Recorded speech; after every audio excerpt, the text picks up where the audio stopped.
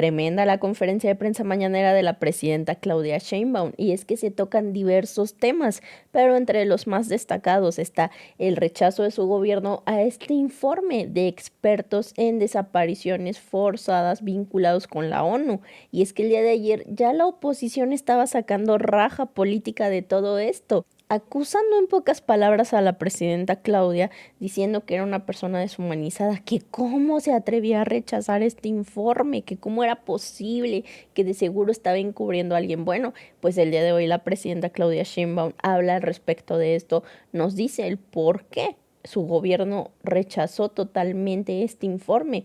Pues dice que incluso tiene errores y que nada más agarran ahora sí que lo que les conviene, pues no están abarcando todo el tema como debería de ser. Incluso dice que va a convocar a diversos integrantes que tienen que ver con todo este tema para que hagan un informe real. Bueno, por otra parte, grandes noticias para el pueblo de México, pues la presidenta Claudia Sheinbaum nos adelanta que va a firmar un decreto para esta credencialización universal, la cual va a entrar en vigor a partir del 1 de enero del siguiente año, beneficiando a millones de mexicanos.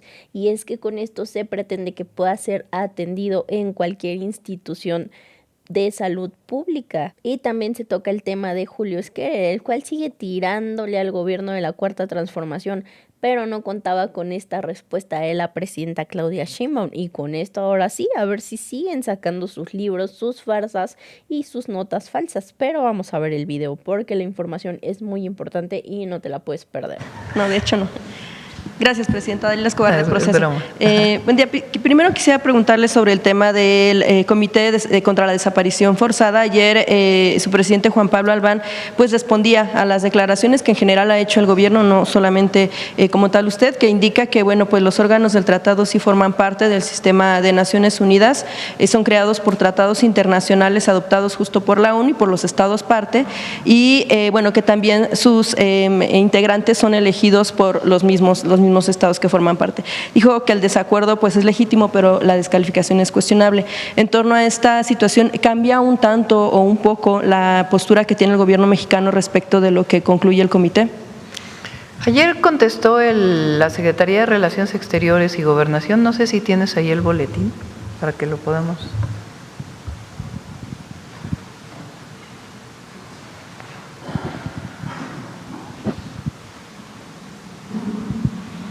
No, el boletín de Secretaría de Relaciones Exteriores dio una respuesta allí.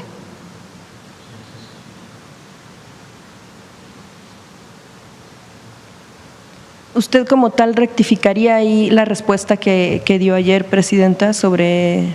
Este comité es un comité de expertos. La ONU nombra comités de expertos para distintos temas. En particular, este es un comité de expertos. No forma parte directa de la Organización de Naciones Unidas, no es la UNESCO, sino es un comité de expertos nombrado por el Comité de Desaparición Forzada. Entonces, no forma parte directamente de organismos de Naciones Unidas, número uno. Número dos, más allá de este tema, el tema es de fondo. Ellos dicen que no es así, pero si uno lee el documento, así viene. Ellos utilizan un análisis del 2009 al 2017 en 4 estados para extrapolar hasta el 2025. No toman en cuenta distintas observaciones que se generaron por parte de la Secretaría de Gobernación y por parte de la Secretaría de Relaciones Exteriores al borrador del documento que fue enviado. No tomaron en cuenta ninguna de las observaciones. Para nosotros, las desapariciones, y así lo presentamos en el informe, particularmente en México y creo que en el mundo entero, porque así está catalogado incluso por Naciones Unidas. Una cosa es la desaparición forzada generada desde el Estado, que fue lo que ocurrió en México en la llamada Guerra Sucia. El Estado mexicano, a través de la Federal de Seguridad y otras instituciones, secuestraban gente, las torturaban y después las desaparecían. sin ninguna información a sus familiares. Era una práctica del Estado mexicano, como fue la práctica en Argentina, como fue la práctica en Chile, como fue una práctica en Uruguay. El Estado, después de los golpes militares, aquí no hubo necesidad de un golpe militar, lo hacían los gobiernos civiles, secuestraban gente que no coincidía políticamente con el gobierno, cuando en realidad, si hubieran cometido un delito, deberían de haber sido juzgados como cualquier persona en un juicio y haber tenido acceso a un juicio. Y fueron muchos desaparecidos políticos. Es el Estado mexicano o el Estado de otro país quien perpetra este delito. Esa es una cosa. Incluso Naciones Unidas dice, hay organizaciones como las Guardias Blancas que se utilizaron un tiempo también en México o algunos otros grupos organizados desde el Estado que no forman parte del Estado mismo quienes cometen estos delitos. Esa es la desaparición forzada del Estado. Nosotros separamos en dos lo que presentamos aquí. Lo que ocurrió en aquellas épocas, eso ya no ocurre en México.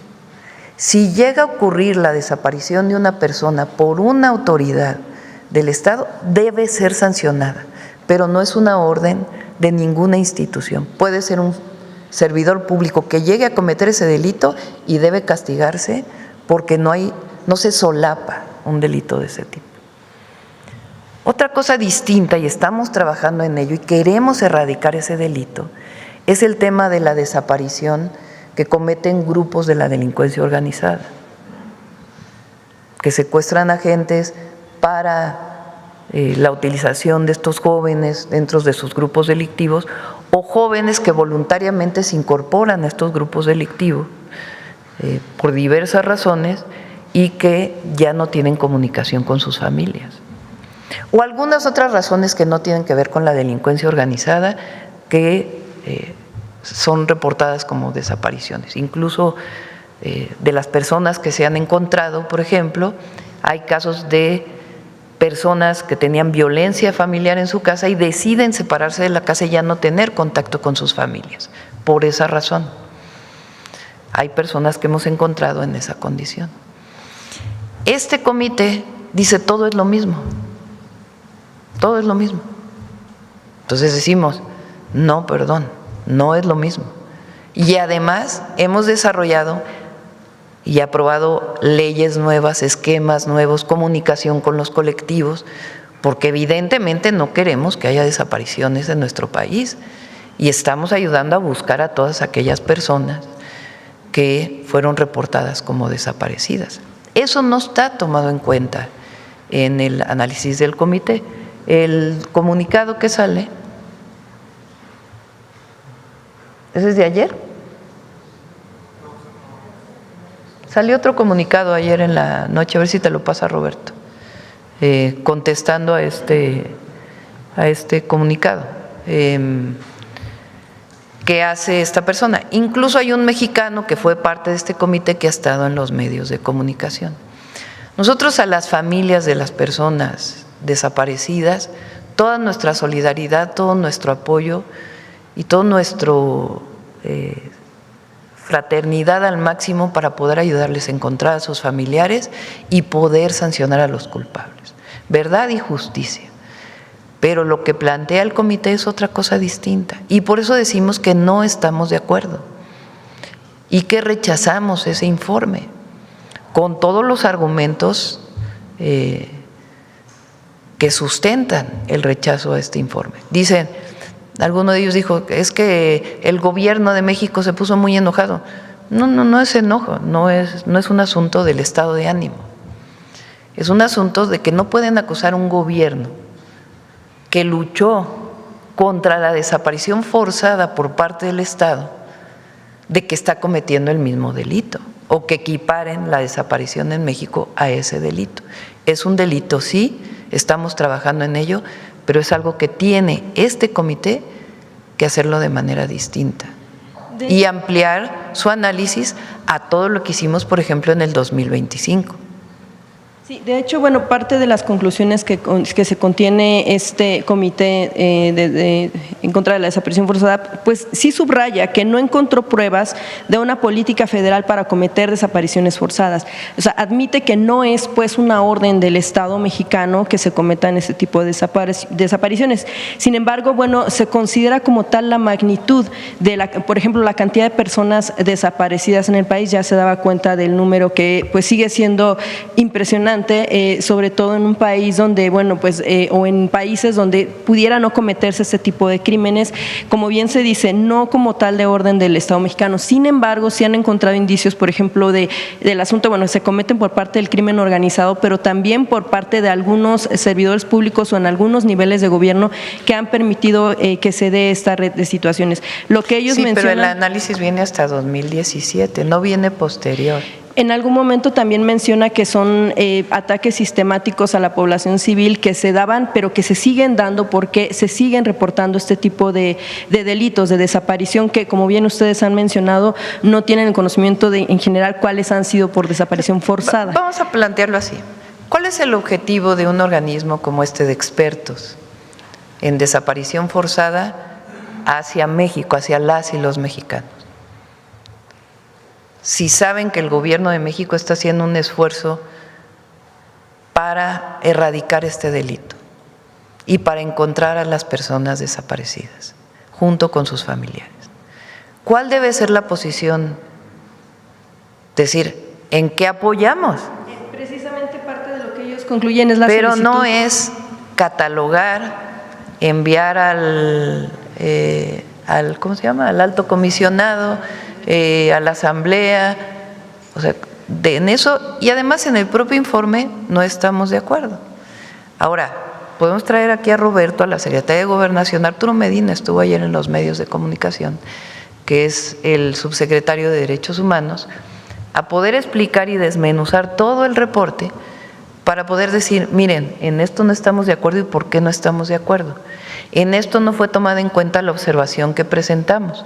Ellos pueden dar una conferencia para explicar con todo detalle por qué este documento no es aceptado por el Gobierno de México.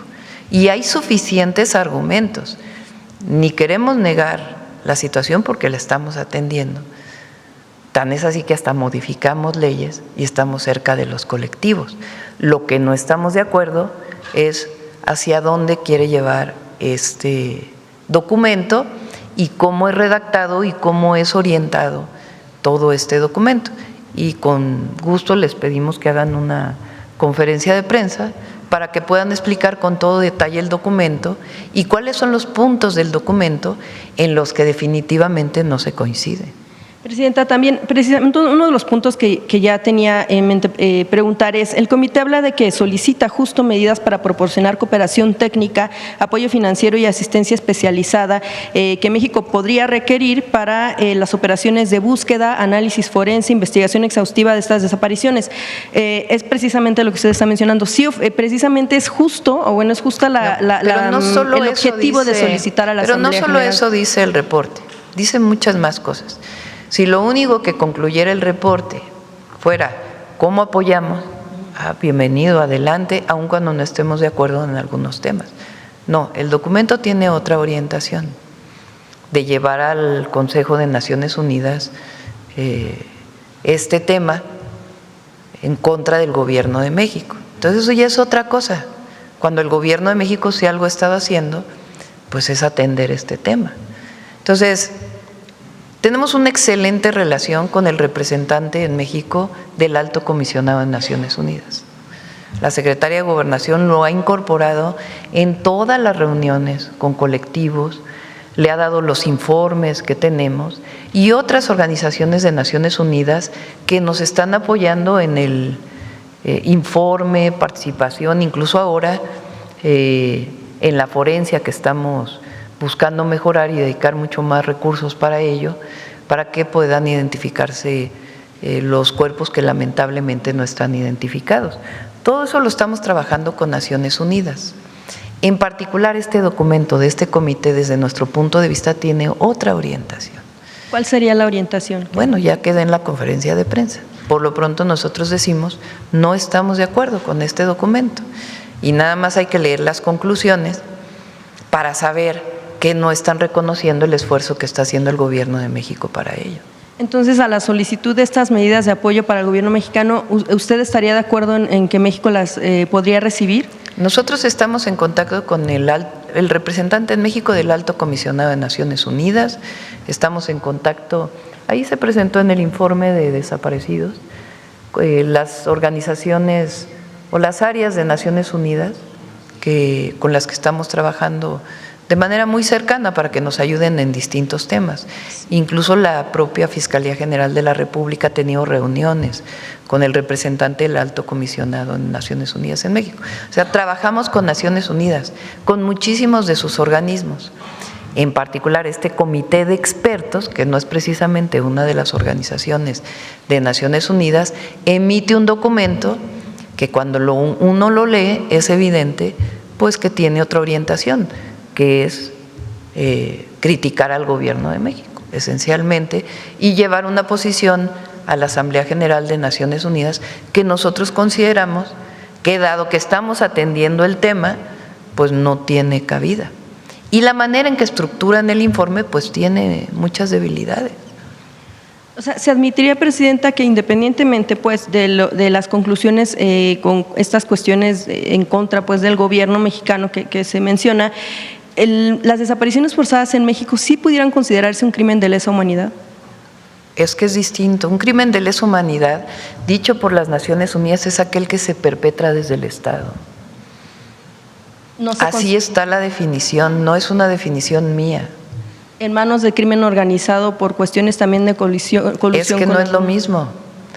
No se niega el delito y se atiende. Y claro que queremos erradicar el delito de desaparición en nuestro país, por supuesto. Y estamos trabajando con los colectivos y estamos haciendo las búsquedas y dando recursos. Pero esto que tú mencionas está perfectamente definido por las Naciones Unidas de una manera distinta.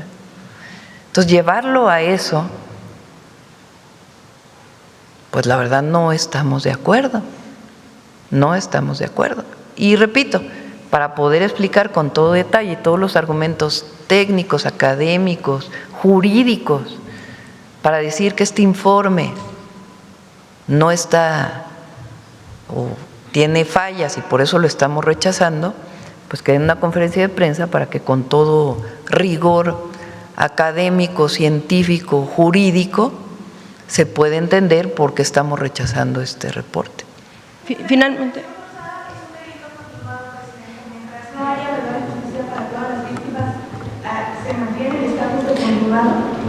El crimen de lesa humanidad es otra cosa definido por Naciones Unidas.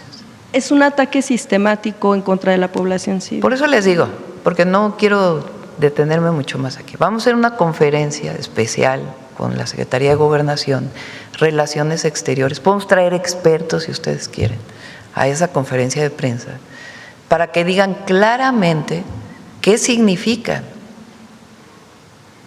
lo que viene aquí en este documento y por qué el gobierno de México lo está rechazando de manera absolutamente responsable. Y a las víctimas y a los familiares de las víctimas seguimos con ellos trabajando y buscando a sus familiares, pero la orientación de este documento es otra. Por último, sobre este mismo tema, llamó la atención parte también del posicionamiento del gobierno de la Ciudad de México, que en un comunicado se menciona que, entre otras cosas, esa conclusión sirve para intereses injerencistas y el uso político de ese informe para promover una agenda de vulneración de la soberanía de México y del derecho internacional, esto llevado a la Asamblea de las Naciones Unidas. ¿Usted coincide con este planteamiento?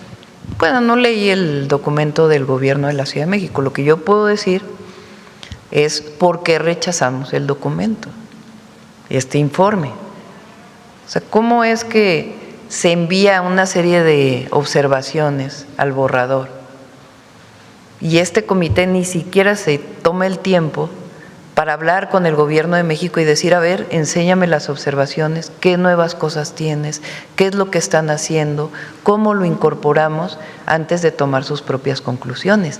Y el análisis esencial de lo que hace es del 2009 al 2017 en 4 estados de la República y de ahí hacia adelante. Entonces, de que rechazamos el documento, lo rechazamos. De que trabajamos con Naciones Unidas para atender este y otros temas, por supuesto que trabajamos con Naciones Unidas y con distintas instituciones de Naciones Unidas. El detalle del documento y de qué es lo que viene, con gusto podemos revisarlo y que vengan expertos a poder explicar por qué estamos rechazando este documento. O sea, ustedes observan una orientación más política. No entendemos por qué esta extrapolación, por qué la extrapolación de crimen de lesa humanidad, cuando el gobierno está actuando. Si no estuviéramos actuando, estuviéramos cruzados del brazo, no nos importara, no reconociéramos que hubiera una situación como esta, no hubiéramos hecho leyes que modifiquen, fortalecido instituciones, atendiendo a las familiares, si no hubiéramos hecho nada, bueno, pero ¿por qué no hay un reconocimiento de este comité de expertos de lo que ha venido haciendo el gobierno de México? ¿Por qué no hay un reconocimiento de que por primera vez se instaló una comisión de búsqueda, cuando en los gobiernos hasta el 2017 no lo había? ¿Por qué no dice que algunos de esos gobernadores de esos estados incluso están detenidos?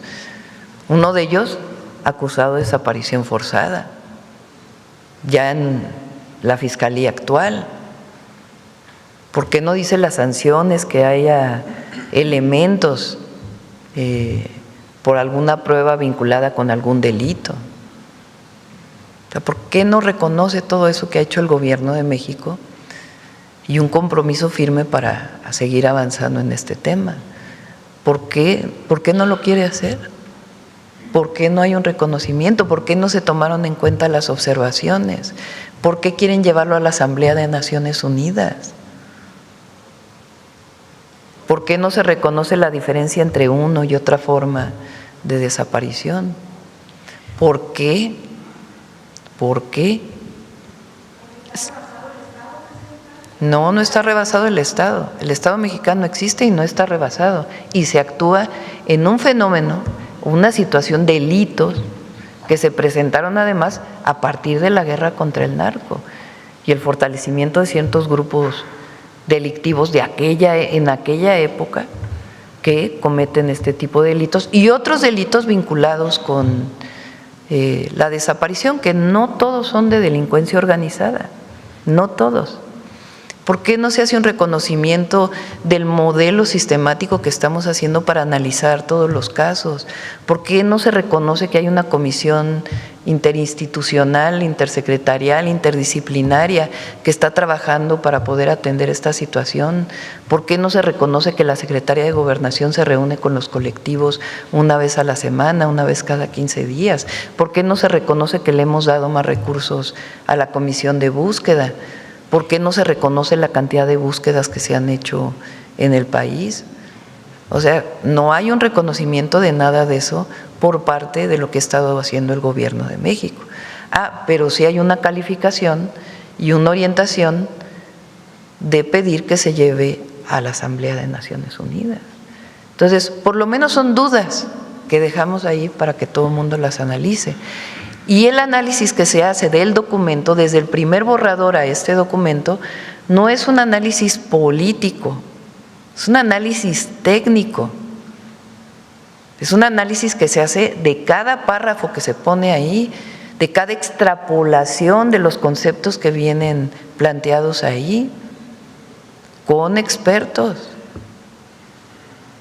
Entonces, por eso rechazamos el documento, no es una decisión política de decir no lo vamos a aceptar porque no. Y claro que vemos otros motivos. Presidenta, en ese tipo de cuestiones también hablan de un mecanismo eficaz para esclarecer la verdad y prestar asistencia y protección a las familias. Como mencionaba la compañera, en tanto no se da verdad y justicia, sigue siendo precisamente el asunto de la magnitud. Pero si eso es lo que hemos dicho nosotros. Yo lo he dicho aquí en este lugar. La Presidenta de la República ha dicho verdad y justicia en todos los casos de desaparecidos.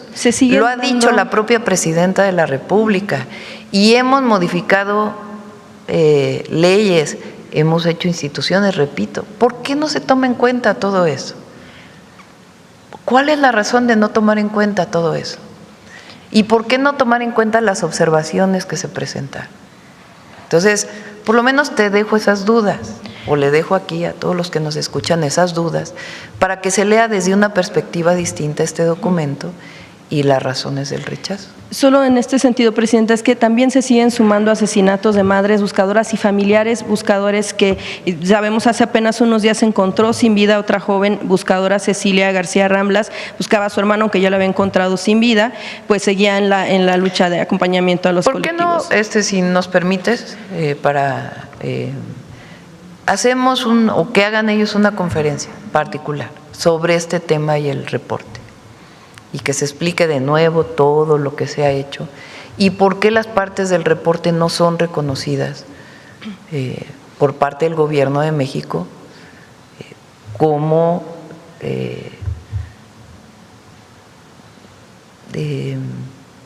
con sustento técnico. ¿Sería aquí dentro de las propias categorías de Naciones Unidas y las categorías que ellos deberían de haber seguido para poder hacer su análisis? Entonces, si te parece, dejamos aquí el tema y pedimos que hagan una… ¿Dónde sería la conferencia, Pues ya lo programamos con la Secretaría de Gobernación y Relaciones Exteriores y les pedimos que vengan expertos en derechos humanos que puedan explicar por qué no estamos aceptando este documento. Solo un último elemento, y ya con eso cierro, ya no pude plantear los otros temas por esta situación, pero quisiera preguntarle también en este sentido, también recientemente un juez vinculó a proceso a Hernán Bermúdez Requena precisamente por el delito de desaparición forzada. ¿Por qué en ese sentido, Presidenta, si se rechaza pues el señalamiento desde que todavía desde servidores públicos pueden ser parte de esta red de complicidad que lleva a grupos criminales a poder desaparecer a personas y que además seguimos viendo a responsables de nombramientos de estos funcionarios en un escaño del Senado de la República, como es el caso? Yo quisiera preguntar, Presidenta, ¿por qué si se rechaza ese tipo de señalamientos todavía vemos a funcionarios que fueron, por ejemplo, secretario de Seguridad en Tabasco, Hernán Bermúdez, acusado ahora vinculado a proceso por el tema de desaparición, y a quien lo nombró sigue siendo todavía estando en un escaño del Senado? Fíjate, tu misma aseveración. ¿Por quién es acusado de desaparición forzada? Sí, precisamente. ¿Por quién? Por el Estado mexicano, si lo ves en su amplio rango. Así es. Entonces, quiere decir que el Gobierno de México, los estados de la República están atendiendo un caso como este, tan delicado como este, donde a alguien que fue funcionario público se le acusa de este delito. Oye, no se le acusa a pesar de que se ha demostrado que a lo mejor estuvo involucrado. Además es presunto, porque tiene que demostrarse. Vinculado a proceso. Pero el propio hecho de que a un funcionario público se le acuse de este delito y esté detenido por este delito, pues es un elemento suficiente para decir estamos atendiendo y hay cero impunidad. ¿O no? Pues sí, ¿no? ¿O no? O sea, el que se acuse a un funcionario público de desaparición en este año, 2026, que tiene que demostrarse que en efecto fue así, ¿no es una señal de cero impunidad? Yo creo que sí, ¿no? El día de hoy estamos anunciando algo muy relevante, muy relevante. Va a salir un decreto presidencial en estos días, el día de hoy o mañana, que crea el Servicio Universal de Salud en México.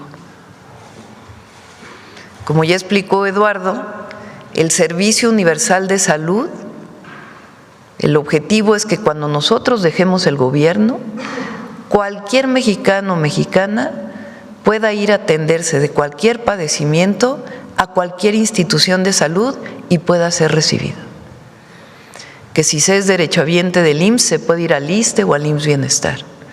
Que si se es derechohabiente del IMSS Bienestar, pueda irse al IMSS o al ISSSTE. ¿Qué ventaja tiene esto? Eficientamos el sistema. Si, por ejemplo, tenemos 10 tomógrafos en un estado, 20 tomógrafos en un estado, pero hay 15 que son del IMSS, en los hospitales del IMSS o en las unidades de medicina familiar del IMSS, y el IMSS tiene la atención de la mitad de la población del estado y la otra mitad la tiene el IMSS Bienestar, o el 40% lo tiene el IMSS Bienestar y el 10% el ISSSTE, y ellos solamente tienen 2 tomógrafos, pues entonces evidentemente va a haber una saturación de servicios en el IMSS Bienestar y en el ISSSTE, cuando en realidad a lo mejor no se usan todos los del IMSS. Entonces no se requiere tener tantos equipos para todas las instituciones de salud, sino que se pueden compartir servicios. Es un paso histórico el que estamos dando, avanzando hacia el servicio universal de salud. ¿Qué cosas tienen que ocurrir para que esto sea posible? Se tienen que hablar los 3 sistemas, hablar en términos de datos, no que se hablen Martí, Zoe y Alejandro, que lo hacen muy bien y están coordinándose todo el tiempo, sino tiene que haber bases de datos compartidas con la autorización evidentemente de la persona. ¿Por qué? Porque si yo voy al IMSS y soy del ISSSTE, pues el médico que me va a revisar debe tener acceso al expediente médico de la persona. Porque si no, pues tendría que empezar de cero. Entonces tiene que haber una comunicación de la información de los 3 sistemas de salud. ¿Qué otra cosa tiene que ocurrir? El IMSS tiene una ley muy específica y su conformación dice: yo atiendo de manera gratuita a los derechohabientes del IMSS, pero si eres del ISSSTE te tengo que cobrar, o por lo menos le tengo que cobrar al ISSSTE los servicios que te di. Entonces, para que sean viables todas las leyes y todos los sistemas, pues tiene que haber un sistema automático de que en el momento que el IMSS atiende a alguien del ISSSTE, al final de mes, de inmediato se pasan los recursos al IMSS, para que no vaya a ser que haya una disminución de los recursos del IMSS. Eso se llama una caja de compensación o una cámara de compensación. Esa cámara de compensación la estamos estructurando. Para todo esto vamos a ir por pasos. Lo primero es credencializarse en el Servicio Universal de Salud para que podamos tener acceso a ello. La credencialización va a llevar más de 1 año, porque estamos hablando de 120 millones de mexicanos, 130 millones de mexicanos. Entonces, no es en un día cuando se hace la credencialización, no en un mes. Tenemos que hacerlo, lleva más de 1 año credencializar. Entonces, nos vamos a ir preparando y empezamos por edades y todos van a ser credencializados, a nadie le va a faltar su credencial, pero tenemos que iniciar el proceso ahora. ¿Cuándo se van a notar los principales beneficios? ¿O cuándo se van a notar los primeros beneficios, vamos a decirlo así? En enero del 2027. En enero del 2027 ya va a haber servicios de salud que puedan compartirse entre los 3 sistemas. ¿Qué otra cosa tenemos que hacer? Fortalecer los sistemas de salud. Para eso, desde que estaba el presidente López Obrador y ahora estamos contratando médicos especialistas, muchos médicos especialistas para que no haya falta de personal de salud. Tenemos que tener garantizado que haya medicamentos en todos los hospitales y centros de salud, pues en ese proceso llevamos muy avanzados. Tenemos que garantizar que todos los quirófanos de todos los hospitales funcionen, pues ahora el 90% de todos los quirófanos están funcionando, nos queda solamente el 10%. Avanzamos como del 60% al 90% y hoy nos falta un 10% para que todos los quirófanos estén funcionando. Tenemos que garantizar que los centros de salud estén bien y tenemos que garantizar más hospitales y más centros de salud. El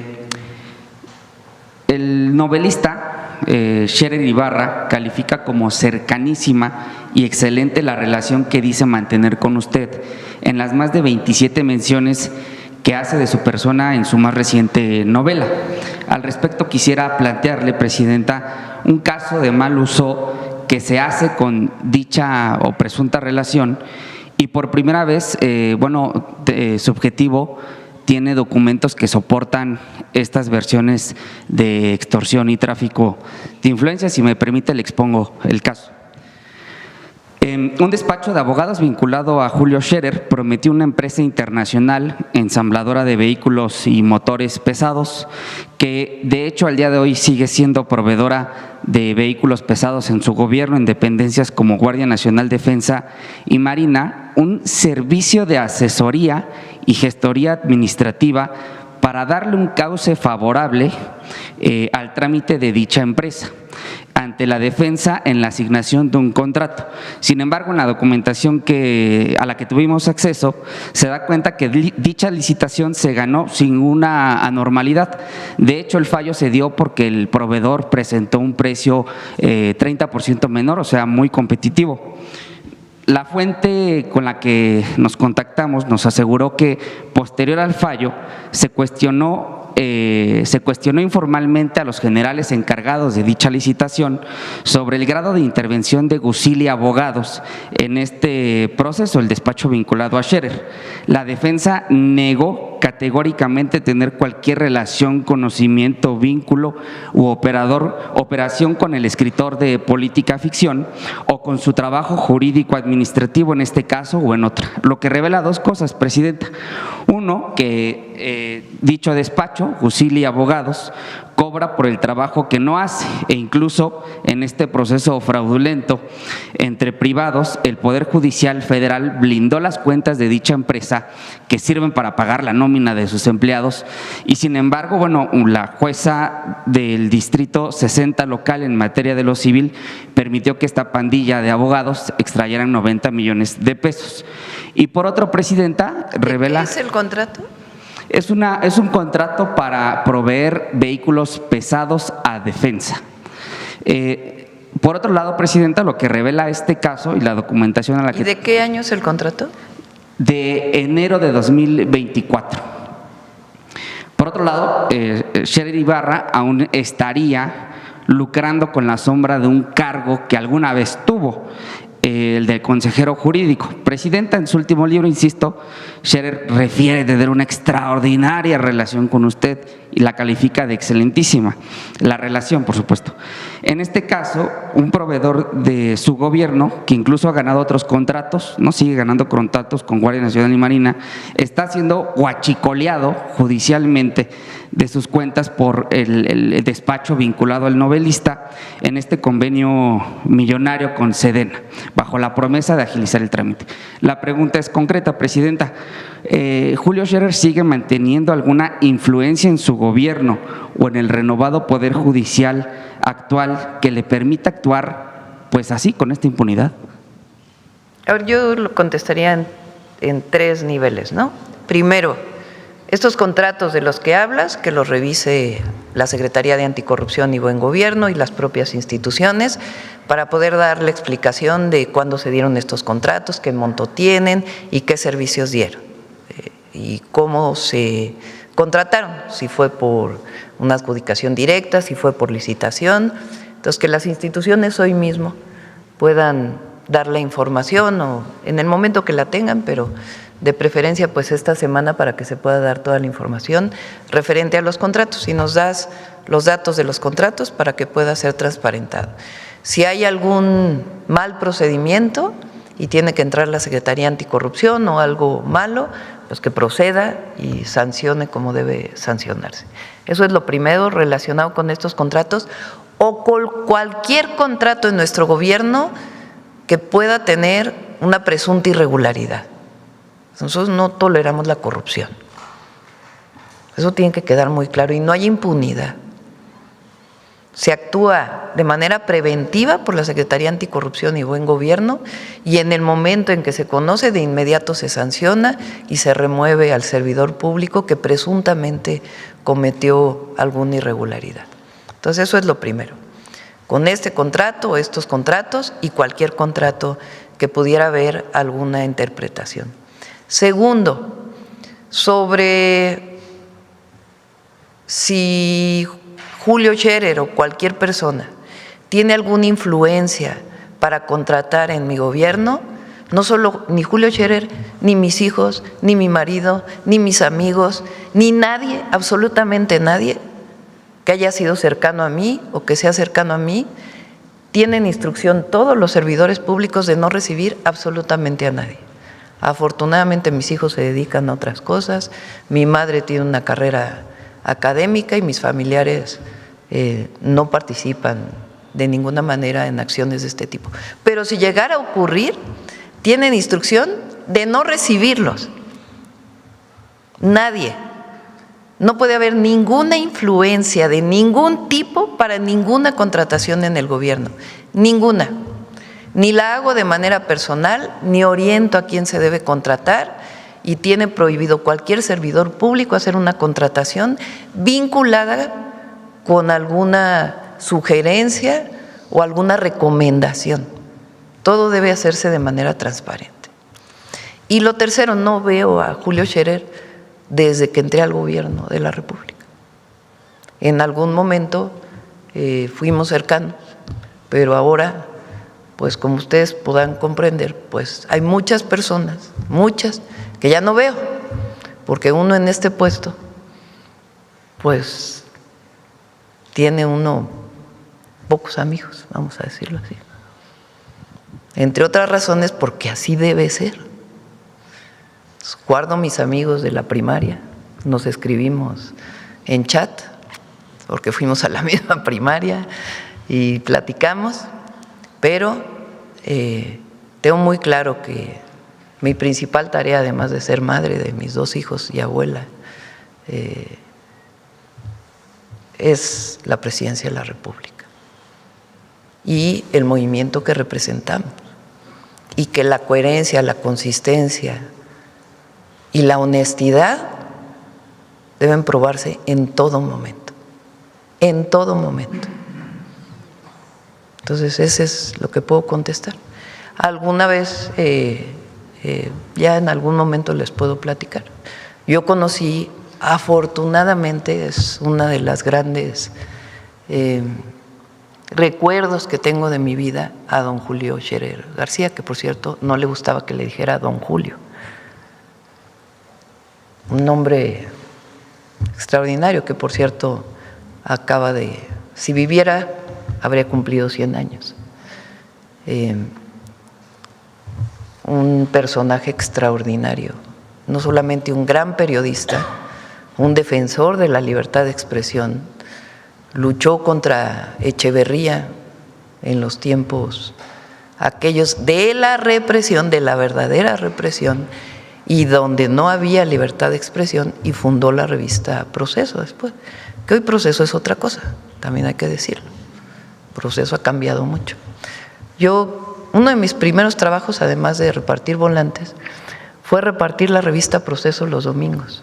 Cuando sale Proceso, no se vendía en los estantes, porque no era permitido, porque estaba controlada la venta en los lugares donde se venden los periódicos. Entonces, muchísimos jóvenes, estoy hablando, ¿en qué año se fundó Proceso? Creo que yo estaba en la secundaria, imagínense. 76, estaba yo en la secundaria. Y algunos amigos, ya que iban en la prepa, los contactaron a ver si querían ir a repartir la revista Proceso. Nunca gané un centavo de eso, ¿verdad? Pero yo los acompañaba los domingos a ir a repartir casa por casa la revista Proceso. Hoy no lo haría, la verdad, porque Proceso hoy es otra cosa. Responde a otros intereses desde mi muy particular punto de vista.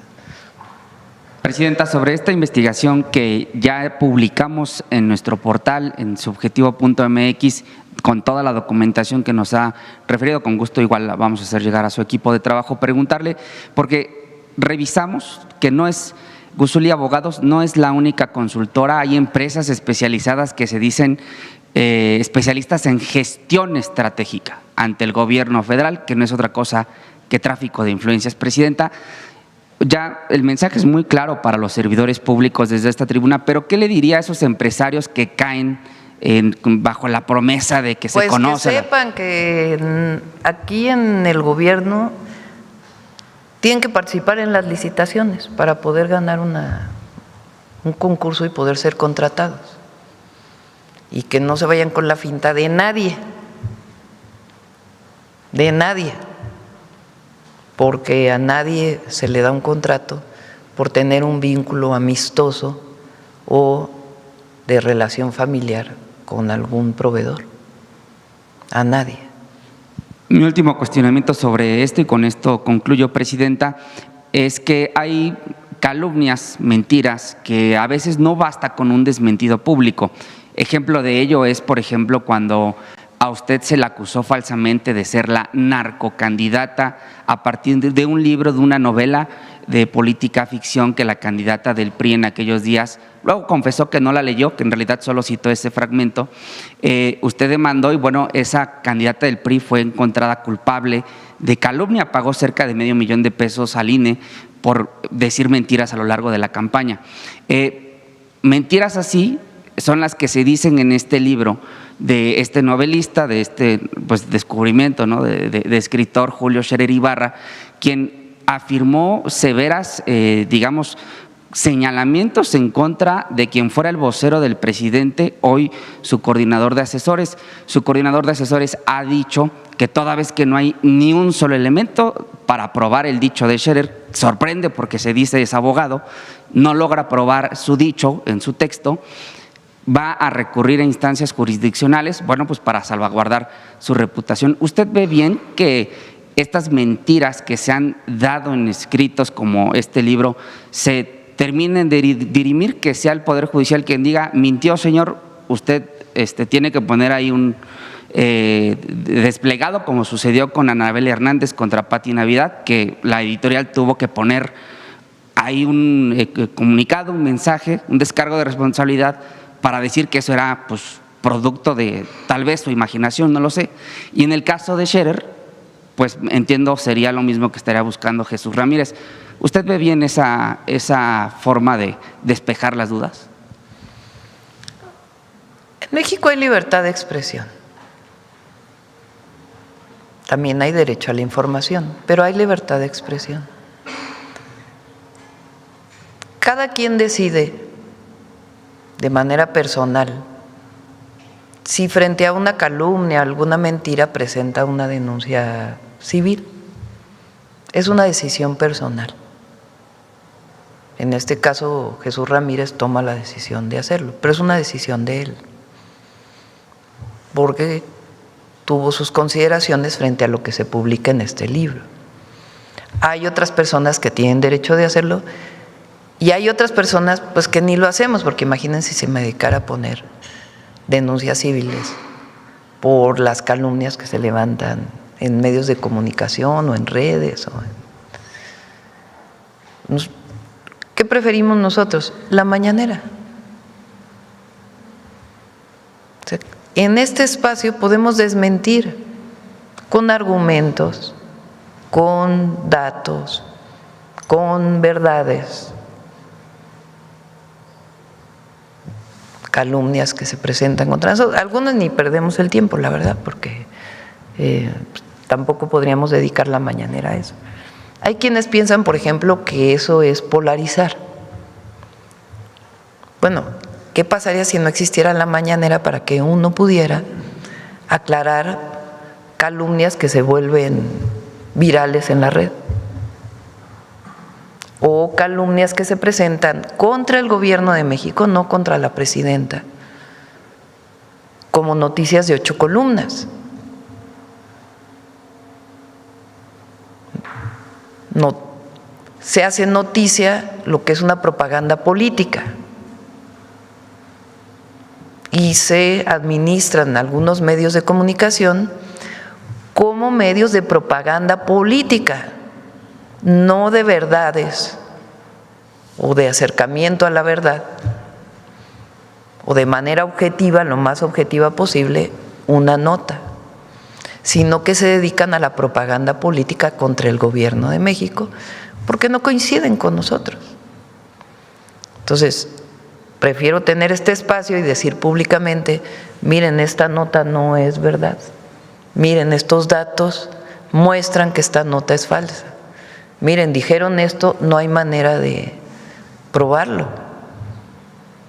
Eso no es polarizar, es sencillamente poder tener el derecho de réplica de la presidenta de la República. Imagínense si no existiera la mañanera. Y bueno, hasta aquí la noticia. ¿Ustedes qué opinan? Déjenme sus comentarios y si les gustó el video no olviden darme su like y compartir con todos sus amigos para que también estén bien informados y al tanto de lo que acontece día a día en el país. Te veo en un siguiente video. Hasta luego.